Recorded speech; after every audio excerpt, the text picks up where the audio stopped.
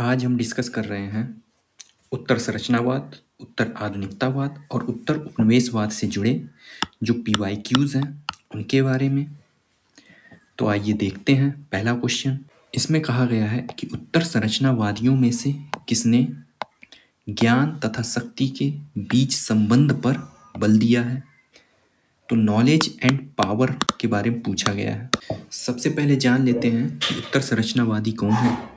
उत्तर संरचनावादी, जिन्हें post structuralism भी कहते हैं इंग्लिश में, ये संरचनावाद की मान्यताओं पर सवाल उठाते हैं। जो प्रमुख उत्तर संरचनावादी हैं वो हैं जे देरिदा, मिशेल फूको, लियोटार्ड। प्रश्न पर आते हैं जिसमें पूछा गया है कि उत्तर संरचनावादियों में से किसने ज्ञान और शक्ति के बीच संबंधों पर बल दिया है। तो इसका राइट आंसर होगा माइकल फोकार्ट या मिशेल फूको। मिशेल फूको जो कि एक फ्रांसीसी दार्शनिक, इतिहासकार और सामाजिक सिद्धांतकार थे। इन्होंने महत्वपूर्ण अवधारणाओं के बारे में बताया है। जैसे उन्हीं में से एक अवधारणा ज्ञान और शक्ति की है।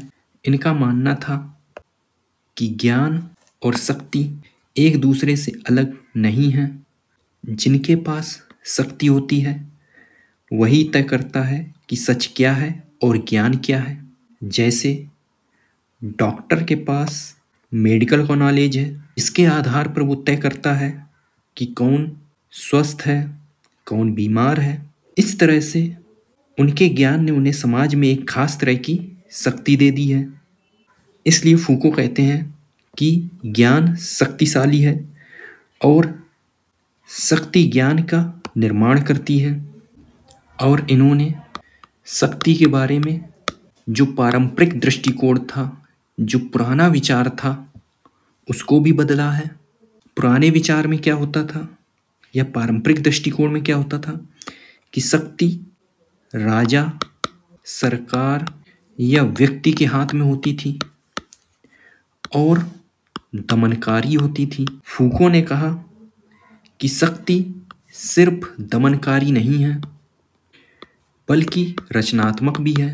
शक्ति हर जगह है, अर्थात शक्ति सिर्फ ऊपरी तौर पर ही नहीं अप्लाई की जाती है बल्कि समाज के हर रिश्ते, नातेदारी, परिवार, अस्पताल, जेल आदि में मौजूद होती है। शक्ति उत्पादक है, अर्थात शक्ति सिर्फ लोगों को कुछ करने से रोकती नहीं है बल्कि ये सामान्य और असामान्य, पागल और स्वस्थ, अपराधी और कानून का पालन करने वाले या कानून पालक जैसी श्रेणियां बनाती है। और जो शक्ति है ये हमें एक सब्जेक्ट के रूप में भी ढालती है। और फूको का एक फेमस काम है मैडनेस एंड सिविलाइजेशन, जिसमें उन्होंने दिखाया है कि कैसे पागलपन की अवधारणा इतिहास में बदलती रही है।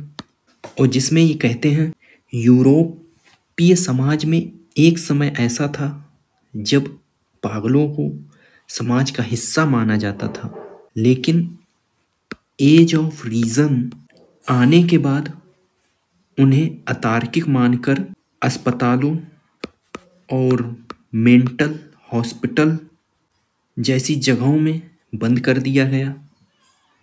इससे यह पता लगता है कि कैसे समाज सामान्य और असामान्य को परिभाषित करके कुछ लोगों को अलग थलग कर देता है।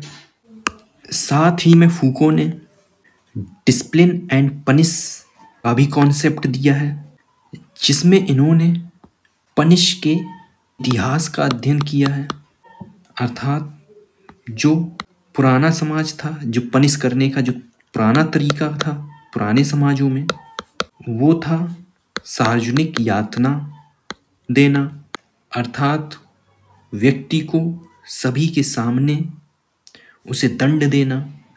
ये पनिश करने का सबसे पुराना तरीका हुआ करता था, जिसमें राजा अपनी शक्ति का प्रदर्शन करने के लिए व्यक्ति को सार्वजनिक रूप से यातनाएं देता था। अब जो नए समाज आया, समाज चेंज हुआ, नए समाज में नया तरीका आ गया पनिश करने का। वो तरीका था जेल और अनुशासन का, जहां पर अपराधियों को लगातार निगरानी में रखा जा सके। एक और तरीका की इन्होंने चर्चा की है, वो है पैनोप्टिकन। यह एक ऐसी जेल है जिसमें सेंटर पर एक मीनार होती है, जहां से पूरी जेल पर नज़र रखी जा सके। जो कैदी होते हैं वो ये नहीं जान पाते कि उन पर नज़र रखी जा रही है या नहीं, इसलिए जो कैदी होते हैं वो अपने व्यवहार को स्वतः कंट्रोल करके रखते हैं। फूको का कहना है कि यह सिद्धांत अब स्कूलों में, अस्पतालों में, कारखानों में इत्यादि जगह लागू हो गया है, जहां हर कोई समाज की नज़र के डर से अनुशासित होकर रहते हैं।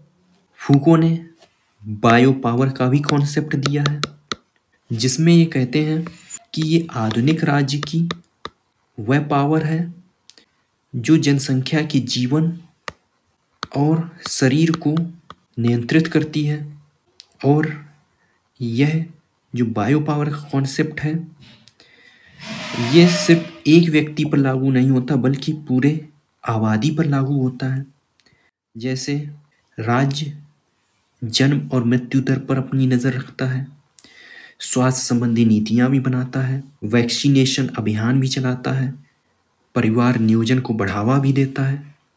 यह सब गतिविधियां बायो पावर के तहत ही आती हैं, जहां पर राज्य जनसंख्या की हेल्थ और प्रोडक्टिविटी को मैनेज करने में लगता है।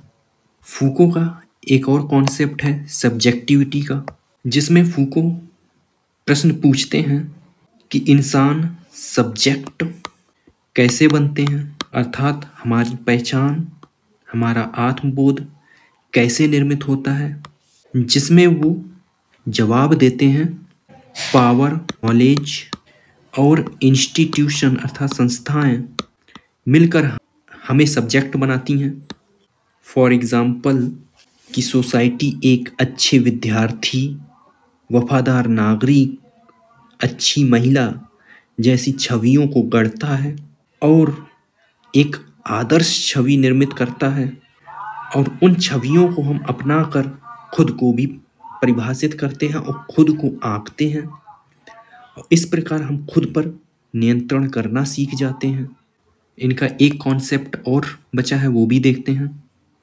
वो कॉन्सेप्ट है डिस्कोर्स का कॉन्सेप्ट, अर्थात वाक प्रणाली अवधारणा, जिसमें फूको कहते हैं कि डिस्कोर्स सिर्फ बातचीत नहीं है, बल्कि यह विचार, अभ्यास, संस्थाओं और नियमों का एक सेट है, सिस्टम है, जो तय करता है कि किसी विषय पर कब और कैसे क्या बोला जा सकता है। हर युग का अपना डिस्कोर्स होता है जो सच को परिभाषित करता है।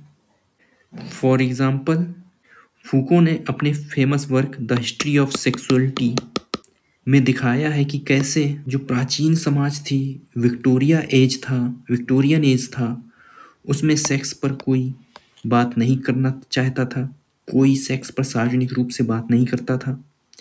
लेकिन अब मॉडर्न एज में, मॉडर्न सोसाइटी में इसे बात करने और एनालाइज करने का एक सब्जेक्ट बना दिया गया है, एक विषय बना दिया गया है, और इससे नई पहचानें जैसे समलैंगिक जैसी नई पहचानें उभर कर भी सामने आई हैं।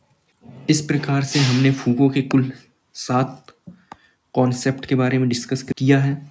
पहला है पावर का, पुराने विचार में बदलाव। दूसरा है पावर और नॉलेज के बीच रिलेशन का। तीसरा है मैडनेस एंड सिविलाइजेशन का। चौथा है डिसिप्लिन एंड पनिश का। पांचवा हमने देखा बायो पावर का कॉन्सेप्ट। छठवां देखा हमने सब्जेक्टिविटी का कॉन्सेप्ट।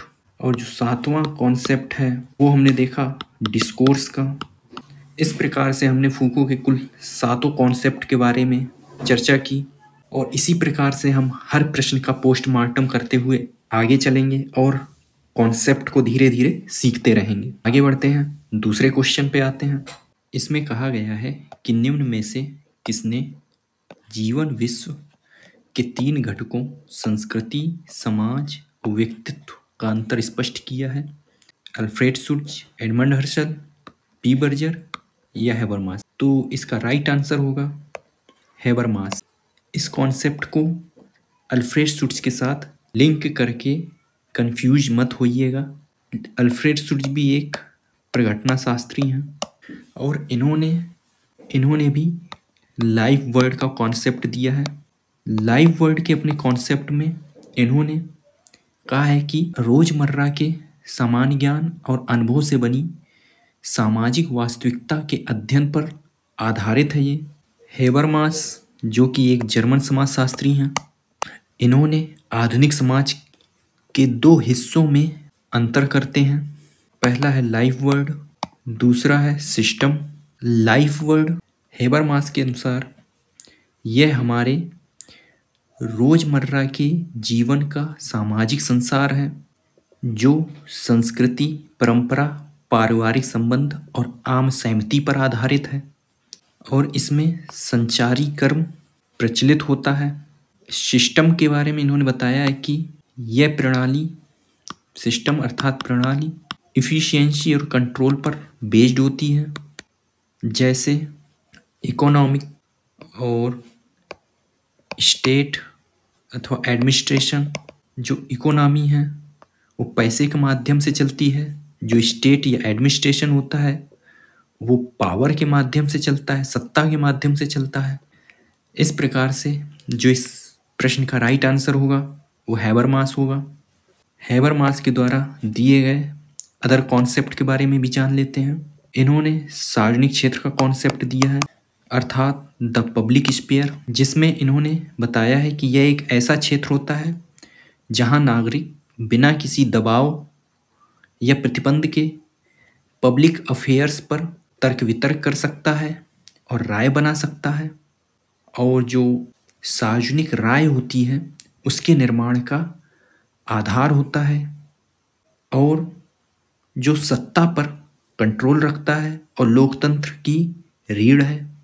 और हेबरमास ने ये भी कहा है कि कैपिटलिज्म और जनसंचार माध्यमों के कॉमर्शलाइज्ड होने तथा राज्य के हस्तक्षेप से इस व्यवस्था का ह्रास हुआ है। इनका जो दूसरा कॉन्सेप्ट है वो है थ्योरी ऑफ कम्युनिकेशन एक्शन का, जिसमें ये बताते हैं कि मानवीय कर्म 2 प्रकार के हैं अर्थात ह्यूमन एक्शन 2 टाइप्स के होते हैं। एक स्ट्रेटजिक एक्शन जिसमें व्यक्ति का उद्देश्य दूसरों को प्रभावित या नियंत्रित करके अपना गोल अचीव करना होता है, जैसे एक सेलर का उद्देश्य होता है अपना प्रोडक्ट बेचना। और दूसरा इन्होंने बताया है कम्युनिकेटिव एक्शन, जिसमें व्यक्ति का उद्देश्य आम सहमति तक पहुंचना होता है। यहाँ व्यक्ति ईमानदारी और तर्क को अपनाता है और पारस्परिक समझ विकसित करने का प्रयास करता है और इस सहमति को हेबरमास आइडियल स्पीच सिचुएशन भी कहते हैं, जहाँ सभी पार्टिसिपेंट्स को समान अवसर प्राप्त होता है, उन पर कोई दबाव नहीं होता है, वो केवल तर्क की शक्ति को अपनाते हैं। अब हेबरमास का एक और कॉन्सेप्ट है जिसे हम वैलिडिटी क्लेम्स का कॉन्सेप्ट कहते हैं, जिसमें हेबरमास कहते हैं कि जब भी हम कम्युनिकेट करते हैं तो हम 3 दुनियाओं के संदर्भ में बात करते हैं और 3 प्रकार के मान्यता के दावे अर्थात वैलिडिटी क्लेम्स पेश करते हैं। वैलिडिटी क्लेम्स जिसे हिंदी में मान्यता के दावे भी कहते हैं। पहला है वस्तुपरक दुनिया अर्थात ऑब्जेक्टिव वर्ल्ड। यहाँ पर हमारा दावा होता है कि हमारा स्टेटमेंट सत्य है, ट्रुथ है। और सोशल वर्ल्ड दूसरा है सोशल वर्ल्ड, सामाजिक दुनिया। यहाँ पर हमारा दावा होता है कि हमारा स्टेटमेंट नैतिक रूप से उचित है। और तीसरा है सब्जेक्टिव वर्ड। यहाँ पर हमारा दावा होता है कि हमारा स्टेटमेंट सच्चा या ईमानदार है। इस प्रकार से ऑब्जेक्टिव वर्ड में जब हम कम्युनिकेट करते हैं तो हमारा दावा करते हैं कि हमारा स्टेटमेंट ट्रुथ है। सोशल वर्ड में जब हम कम्युनिकेट करते हैं तो हम कहते हैं कि हमारा स्टेटमेंट नैतिक रूप से उचित है। और सब्जेक्टिव वर्ड में जब हम कम्युनिकेट करते हैं तो हम कहते हैं कि हमारा स्टेटमेंट सच्चा या ईमानदार है। हेबरमास आगे कहते हैं कि हमारा कम्युनिकेशन सफल कम्युनिकेशन तब होता है जब श्रोता इन तीनों दावों को स्वीकार कर लेता है।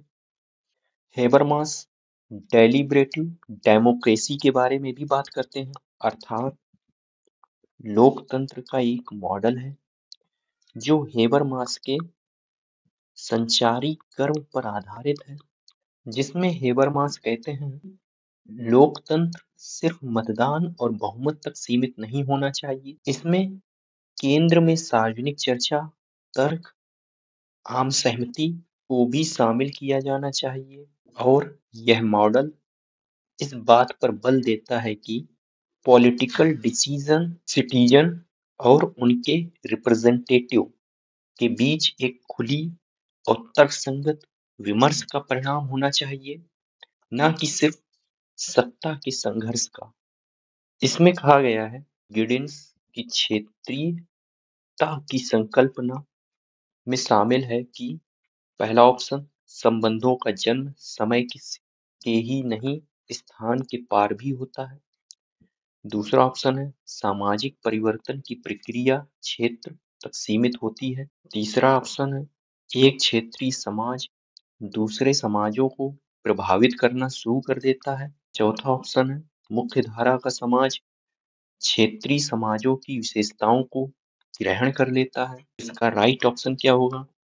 जैसा कि अभी हमने गिडेंस के सारे कॉन्सेप्ट पर चर्चा की है, उसमें से एक कॉन्सेप्ट था टाइम स्पेस डिस्टेंसिएशन का कॉन्सेप्ट, जिसमें हमने चर्चा की थी कि समाज कैसे समय और स्थान के भी पार फैलते हैं, अर्थात कोई समाज सिर्फ एक समय और एक स्थान पर ही मौजूद नहीं होता। सामाजिक संबंध और प्रणालियां स्थानीय संदर्भों से दूर समय और स्थान में भी फैली हुई हैं। जैसे आज गांव का व्यक्ति इंटरनेट के माध्यम से संचार के माध्यम से बाहर की दुनिया से भी जुड़ा हुआ है और बाहर के लोगों से भी अपने संबंध स्थापित कर रहा है। तो इसका राइट आंसर क्या होगा? इस प्रकार से देखा जाए तो इसका राइट आंसर बन जाएगा ऑप्शन ए संबंधों का जन्म समय के ही नहीं स्थान के पार भी होता है। और इन्होंने ये कॉन्सेप्ट अपनी बुक है द थ्योरी ऑफ स्ट्रक्चर में दिया है। आगे बढ़ते हैं। इसमें पूछा गया है कि हेबरमास ने निम्न में से किस संकट का उल्लेख किया है? आर्थिक संकट, राजनीतिक संकट, विवेक संकट। आर्थिक संकट, वैध संकट और विवेक संकट। राजनीतिक संकट, वैध संकट या और विवेक संकट। आर्थिक संकट, राजनीतिक संकट और वैध संकट। यहाँ हेबरमास ने आधुनिक पूंजीवादी समाजों में कई संकटों की पहचान की है, जो उन्होंने अपनी प्रमुख रचना legitimation crisis in late capitalism में दिखाया है, जिसमें हेबरमास ने कहा है कि जो समकालीन पूंजीवादी समाज है वो चार मुख्य स्तरों पर संकट का सामना कर रहा है और ये संकट एक दूसरे से जुड़े हैं और एक श्रृंखला बनाते हैं। देखते हैं, जो पहला संकट है वो है इकोनॉमिक संकट, जिसका कारण क्या है? पूंजीवाद में निहित विरोधाभासी प्रकृति, जैसे लाभ के दर में गिरावट, जरूरत से ज्यादा प्रोडक्शन। और हेबरमास कहते हैं जो राज्य है अर्थात जो राजनीतिक प्रणाली है वो इकोनॉमी में सक्रिय रूप से हस्तक्षेप कर इस संकट को टाल देती है, जैसे सरकार द्वारा मंदी को रोकने में किया गया प्रयास सरकार द्वारा, इन्फ्लेशन, जरूरत से ज्यादा इन्फ्लेशन को रोकने में किया गया प्रयास, सब्सिडी इत्यादि के जरिए। तो इस प्रकार से आर्थिक संकट सीधे तौर पर प्रकट नहीं होता है, यह राजनीतिक प्रणाली में ट्रांसफर हो जाता है और यहीं से अगले संकट की शुरुआत होती है, जिसे हम कहते हैं औपचारिक संकट। जब एक राज्य इकोनॉमी को संभालने का प्रयास करता है तो उसके अपने तर्क से समझौता हो जाता है और इस संकट के जो कारण रहे हैं, एक तरफ राज्य पूंजी के संचय में मदद करनी होती है, अर्थात व्यवसायों जो भी बिजनेसेस हैं उनको मुनाफा कमाने के लिए अनुकूल माहौल देना होता है। तो दूसरी तरफ जनता की वैधता भी हासिल करनी होती है, अर्थात जन कल्याणकारी योजनाएं जैसे स्वास्थ्य, शिक्षा, सामाजिक सुरक्षा वो भी उसे लागू करना होता है। और ये दोनों लक्ष्य जो होते हैं वो एक दूसरे के विपरीत होते हैं। यदि सरकार व्यवसायों पर टैक्स बढ़ाती है तो व्यवसायों को नुकसान होता है और व्यवसायों पर टैक्स बढ़ाए बिना जन कल्याणकारी जो योजनाएं हैं उनको चलाना मुश्किल बात हो जाता है। साथ ही हैबरमास कहते हैं कि औपचारिक संकट अर्थात रैशनैलिटी संकट तब होता है जब राज्य प्रशासनिक व्यवस्था उन निर्णयों को लागू करने और लेने में असमर्थ हो जाती है जो समाज को चलाने के लिए जरूरी होते हैं। सरकार सही फैसला लेने की क्षमता को खो देती है। यही आगे चलकर लेजिटिमेशन क्राइसिस, वैधता के संकट में बदल जाता है, जहां जन कल्याणकारी योजनाएं सही रूप में न चल पाने के कारण आम जनता का सरकार पर से भरोसा उठने लगता है और ये संकट और अधिक गहराने पर मोटिवेशन क्राइसिस आ जाता है, क्योंकि जब राजनीतिक व्यवस्था की वैधता खत्म होती है तो उन सांस्कृतिक मूल्य और दुनिया की समझ पर भी सवाल उठने लगते हैं जो समाज को एक सूत्र में बांधे रखते हैं, जिससे सामाजिक एकता में कमी आने लगती है। जब यह संकट उत्पन्न होता है तो लोगों को सामाजिक और राजनीतिक व्यवस्था में भाग लेने के लिए मोटिवेशन नहीं आता है, क्वेश्चन पर आते हैं। इस प्रकार से हैबरमास ने किस संकट का उल्लेख किया है? तो हमने देखा है हैबरमास ने आर्थिक संकट का उल्लेख किया है, वैधता संकट का उल्लेख किया है और विवेक संकट का उल्लेख किया है और एक और है मोटिवेशन संकट, मोटिवेशन क्राइसिस का उल्लेख। इस प्रकार से इसका राइट आंसर हो जाता है ऑप्शन बी। आगे बढ़ते हैं। इसमें कहा गया है कि उत्तर आधुनिकतावादियों के अनुसार आधुनिकता के कौन से विचार समाप्त या मृत समझे जाते हैं? उत्तर आधुनिकतावादी अर्थात पोस्ट मॉडर्निस्ट, पोस्ट मॉडर्निज्म जो कि 20वीं सदी के उत्तरार्ध में आया, जो कि आधुनिकतावाद की मान्यताओं पर सवाल उठाता है और इसके जो प्रमुख विचारक रहे हैं वो रहे हैं ल्यूटार्ड, मिशेल फूको, जे देरिडा। प्रश्न पर आते हैं। प्रश्न में कहा है कि आधुनिकता के कौन से विचार समाप्त या मृत समझे जाते हैं, अर्थात ये आधुनिकता के किस विचार को खारिज करता है या नहीं मानता है। तो कुछ विचार हैं जिन्हें ये आधुनिकता के विचार को नहीं मानता है।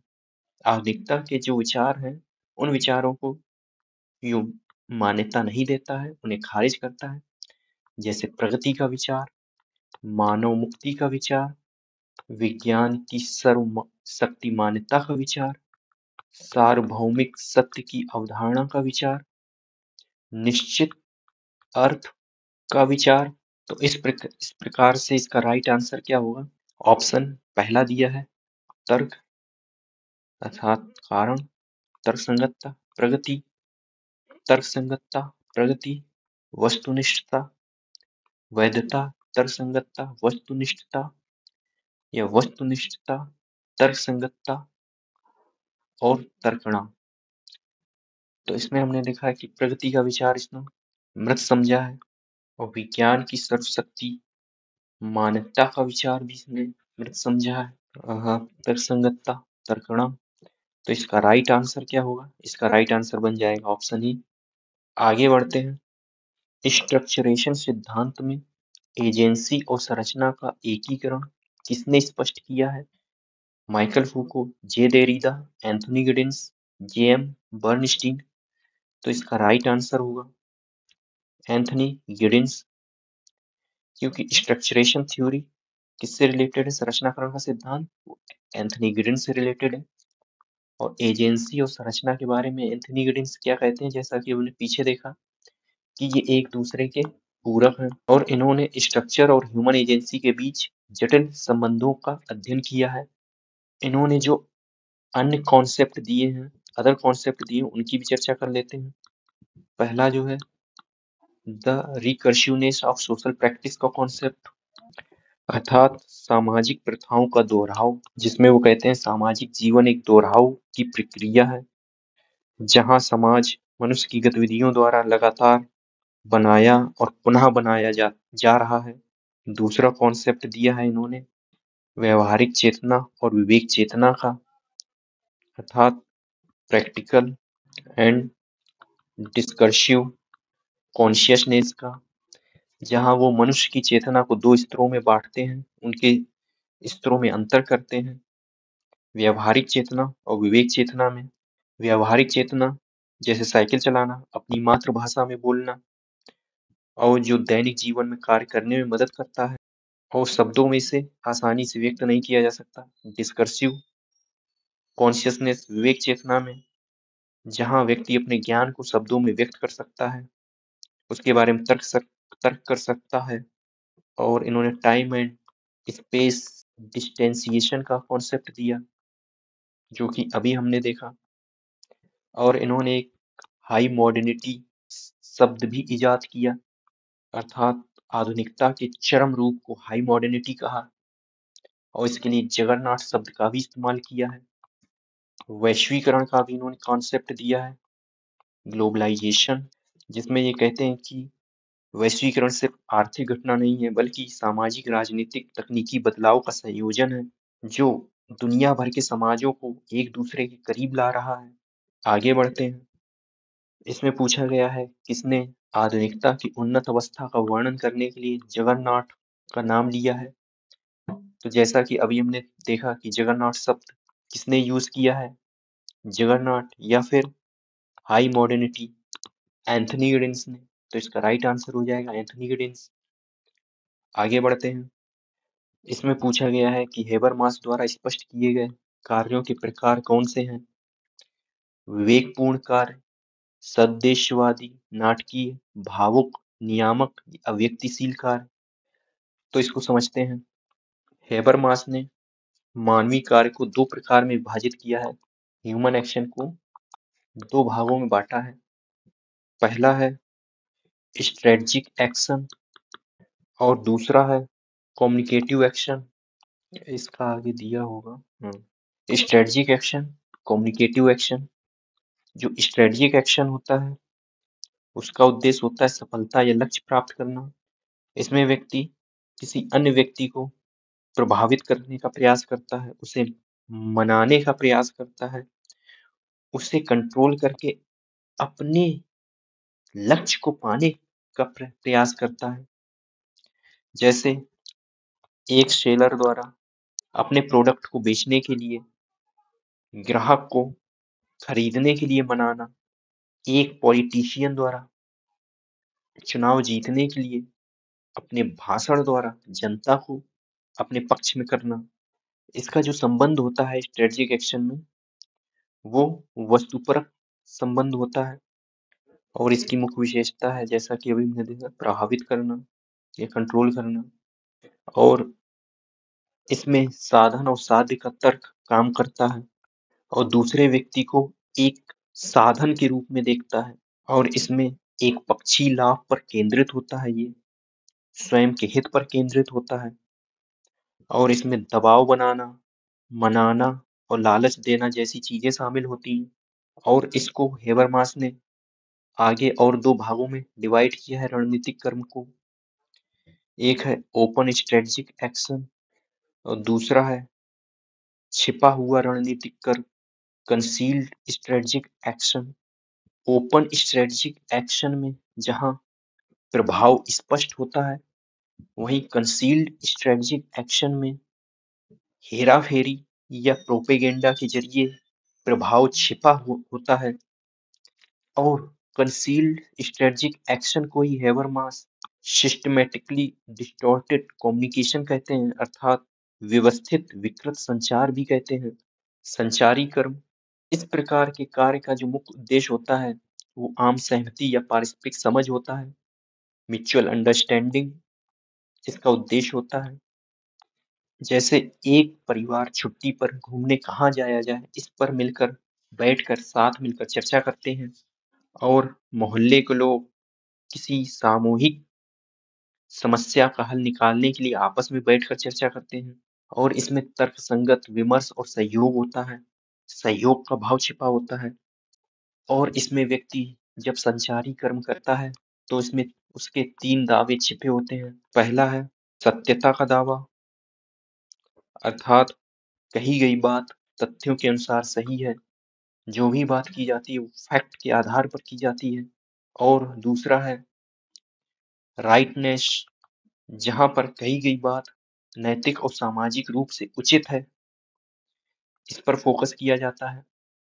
ट्रुथफुलनेस, जहां पर जो बोलने वाला जो कह रहा है वह अपनी बात पर खुद विश्वास रखता है, उसकी नीयत साफ होती है। और ये तीनों चीज मिलकर आइडियल स्पीच सिचुएशन का निर्माण करती हैं, जहां संचारी कर्म कम्युनिकेटिव एक्शन पूरी तरह से सफल होता है। इसमें जो संबंध होते हैं वो अंतर व्यक्ति परक संबंध होते हैं, अर्थात एक दूसरे को व्यक्ति समान भागीदार के रूप में देखते हैं। वापस प्रश्न पर लौटते हैं। तो इस प्रकार से हैबरमास द्वारा स्पष्ट किए गए कार्यों के प्रकार कौन से होंगे? राइट आंसर उद्देश्यवादी होते हैं। हाँ, होते हैं। जो हम समझ पा रहे हैं कि ये भावुक वाले तो नहीं होंगे, भावुकता का जिक्र नहीं किया गया है कि भावुक होकर ह्यूमन एक्शन को अंजाम देना, ऐसी बात हेबरमास ने अपने विश्लेषण में नहीं की है।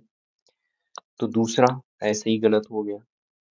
विवेकपूर्ण हो सकता है, विवेकपूर्ण, उद्देश्यवादी भी हो सकता है, अव्यक्तिशील भी है, नियामक भी है, नाटकीय भी हो सकता है। क्योंकि स्ट्रेटजिक एक्शन में व्यक्ति अपनी बात को मनवाने के लिए कुछ भी करेगा, कुछ भी। तो वो नाटकीय भी हो सकता है, विवेकपूर्ण भी हो सकता है, नियामक भी हो सकता है, उद्देश्यवादी भी हो सकता है, अव्यक्तिशील भी हो सकता है। इस प्रकार से इसका राइट आंसर सिर्फ सेकेंड नहीं बनेगा, बाकी सारे बन जाएंगे। बाकी इस क्वेश्चन का राइट आंसर क्या होना चाहिए, आप लोग सभी कमेंट करके बताइएगा। हालांकि जो अदर टेक्स्ट है जिसमें मैंने देखा था, उसमें इसका राइट आंसर दिया गया है ऑप्शन सी। बाकी आप लोग कमेंट करिएगा। अब इस क्वेश्चन में कहा गया है कि एंथोनी गिडिंस ने 3 प्रकार के नियमों, संसाधनों और तदनुरूपी प्रक्रियाओं की व्याख्या की है। सही मेल की पहचान करें। नियामक, रेगुलेट, विभाजन और प्राधिकृत, व्याख्यात्मक। तो रेगुलेट का हो जाएगा आपका वैधीकरण से, व्याख्यात्मक का हो जाएगा आपका अर्थ से, विभाजन और प्राधिकृत आपका प्रभुत्व से। कॉमन सेंस से भी ये क्वेश्चन हल किया जा सकता है। जब वैधीकरण कब होगा? जब चीजों को हम रेगुलेट करेंगे, चीजों की व्याख्या करके उसका अर्थ निकालेंगे। चीजों पर अधिकार और विभाजन कब करेंगे? ये प्रभुत्व होगा, प्रभुत्व की प्रक्रिया से। तो इस प्रकार से राइट आंसर क्या होगा? 2, 3, 1, ऑप्शन डी। आगे बढ़ते हैं। एंथोनी गिडिंस के अनुसार संरचना क्या है? अभिनेताओं के व्यवहार के प्रतिमान और मानक या अन्योन्य क्रिया के परिप्रेक्ष्य में अभिनेता के नियम और संसाधन, मूल्य और आदर्श जो मनुष्य के आचरण को रेगुलेट करते हैं, या सामाजिक अन्योन्य क्रिया के दौरान बनने वाले ग्रुप और समूह की चर्चा तो की ही नहीं है एंथनी गिडिंस ने अभी तक। मनुष्य के आचरण को रेगुलेट करने वाले मूल्य और आदर्श, इसकी भी चर्चा नहीं करते हैं। अन्योन्य क्रिया के परिप्रेक्ष्य में अभिनेता, नियम और संसाधन, जिसमें संरचनाकरण के सिद्धांत में हमने देखा कि एजेंसी और संरचना एक दूसरे के पूरक होती है, तो इसका राइट आंसर हो जाएगा ऑप्शन बी। आगे बढ़ते हैं। निम्नलिखित में से किस उत्तर आधुनिकतावादी विचारक नहीं समझा जाता? अभी हमने देखा जे देरिदा उत्तर आधुनिकतावादी हैं, लियोटार्ड उत्तर आधुनिकतावादी हैं, जेम्सन उत्तर आधुनिकतावादी हैं, लेकिन जे अलेक्जेंडर ये उत्तर आधुनिकतावादी नहीं है, नियो मार्क्सिस्ट है, नियो मार्क्सिस्ट। आगे बढ़ते हैं। हेबरमास के मार्क्सवाद के पुनर्निर्माण के बारे में सही विकल्प का चयन कीजिए। अब हेबरमास ने मार्क्स के योगदान को स्वीकार किया है और अपने रिकंस्ट्रक्शन ऑफ मार्क्सिज्म, मार्क्सवाद के पुनर्निर्माण में इन्होंने मार्क्स के विचार को अपडेट और रिवाइज भी किया है। और हेबरमास का मानना है कि 19वीं सदी में लिखे गए मार्क्सवाद के कई सिद्धांत आधुनिक उन्नत पूंजीवादी समाजों की जटिलताओं को समझने के लिए अपर्याप्त हैं। हेबरमास ने ऐतिहासिक भौतिकवाद की आलोचना की है और उसको रिकंस्ट्रक्ट किया है, जिसमें मार्क्स कहते थे कि मानवीय इतिहास के विकास में उत्पादन की शक्तियां और उत्पादन के संबंध मुख्य आधार रहे हैं, लेकिन हेबरमास ने इसे खारिज किया है और एकतरफा मानते हैं। हेबरमास कहते हैं कि सामाजिक विकास के लिए दो समान रूप से महत्वपूर्ण सीखने की प्रक्रियाएं हैं। मार्क्स जहां टूल्स और टेक्नोलॉजी पर जोर देते हैं, और नॉर्मेटिव स्ट्रक्चर्स, जिसे हेबरमास ने एड ऑन किया है कि मानवीय इतिहास के विकास में सिर्फ उत्पादक शक्तियों का विकास ही उसका मुख्य आधार नहीं रहा है, बल्कि दुनिया की समझ, नैतिकता, कानून और संचार के तरीके भी मानवीय इतिहास के विकास में प्रमुख रहे हैं। दूसरा, इन्होंने श्रम के स्थान पर संचार को महत्व दिया है। मार्क्स के लिए जहां श्रम मानव अस्तित्व और समाज की नींव है, वहीं हेबरमास कहते हैं श्रम एक स्ट्रेटजिक एक्शन है। स्ट्रेटजिक अर्थात इंस्ट्रूमेंटल एक्शन है जो नेचर पर कंट्रोल करना चाहता है, लेकिन मनुष्य का सार सिर्फ श्रम नहीं है। मानव समाज की वास्तविक नींव संचारी कर्म है, कम्युनिकेटिव एक्शन है। लोग भाषा के माध्यम से एक दूसरे से संवाद करते हैं, कम्युनिकेशन करते हैं, सहमति बनाते हैं और सामूहिक रूप से कार्य करते हैं। इस प्रकार से समाज श्रम के बजाय संचार पर टिका हुआ है। मार्क्स जहां आर्थिक संकट को पूंजीवाद में पतन का कारण मानते हैं, वहीं हेबरमास कहते हैं कि उन्नत पूंजीवाद में राज्य ने अर्थव्यवस्था में हस्तक्षेप करके आर्थिक संकट को टाल दिया है। जो आर्थिक संकट है, अब वो राजनीतिक और सांस्कृतिक क्षेत्र में विस्थापित हो गया है। हेबरमास ने नए प्रकार के संकट की पहचान की है, जैसे वैधता का संकट, मोटिवेशन क्राइसिस, और हेबरमास ने साथ ही में वर्ग संघर्ष और क्रांति के विचार का पुनर्निर्माण किया है, और मार्क्स के इस विचार को खारिज किया है कि सर्वहारा वर्ग ही क्रांति का वाहक है। हेबरमास कहते हैं कि जो उन्नत पूंजीवाद है, उसमें पारंपरिक सर्वहारा वर्ग अब क्रांति का वाहक नहीं रह गया है। शोषण अब सिर्फ आर्थिक नहीं है, बल्कि सांस्कृतिक और संचारी भी है। सच्ची मुक्ति की राह विचार विमर्श, संवाद और लोकतांत्रिक सुधार है। इस प्रकार से इसका राइट आंसर क्या होगा? पहला ऑप्शन दिया है अधिसंरचना के बजाय उद्देश्यपरक विवेकपूर्ण कार्यवाही, सही है। दूसरा ऑप्शन है अधिसंरचना के बजाय प्रतीकात्मक संव्यवहार, ये भी सही है। वर्ग चेतना के बजाय आत्मचिंतन का सामाजिक तरीका, आत्मचिंतन पर बात नहीं की है हैबरमास ने। वर्ग संघर्ष की बजाय वर्ग प्रतिस्पर्धा, बिल्कुल सही।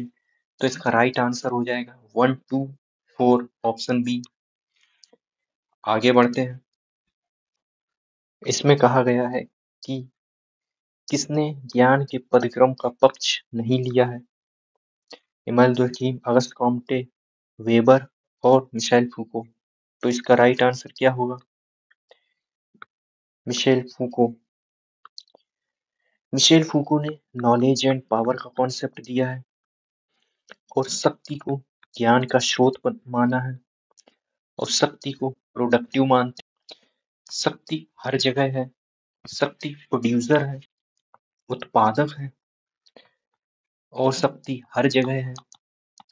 ज्ञान और शक्ति एक दूसरे से अलग नहीं है। जिसके पास पावर है वही तय करता है कि सच क्या है और ज्ञान क्या है। ज्ञान शक्तिशाली होता है और शक्ति ज्ञान का निर्माण करती है। और यहाँ पर ज्ञान का पदानुक्रम है, ये शक्ति का है एक उपकरण है जो तय करता है कि समाज में किसकी आवाज वैध मानी जाएगी और किसकी नहीं। जैसे डॉक्टर के पास चिकित्सा का ज्ञान होता है, मेडिकल का नॉलेज होता है,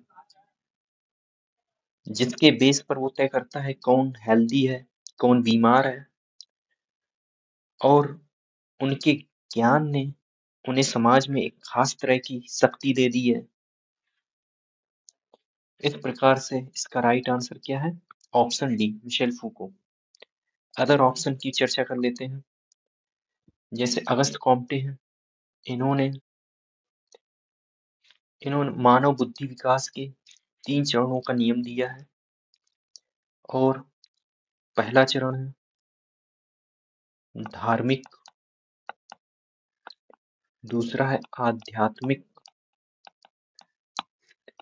तीसरा है वैज्ञानिक और ज्ञान के पदानुक्रम में प्लेटो का भी एक पदानुक्रम बहुत फेमस है,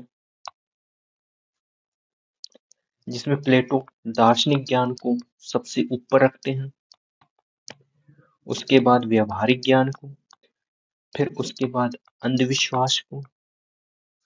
तो ये प्लेटो का ज्ञान का पदानुक्रम है। आगे बढ़ते हैं।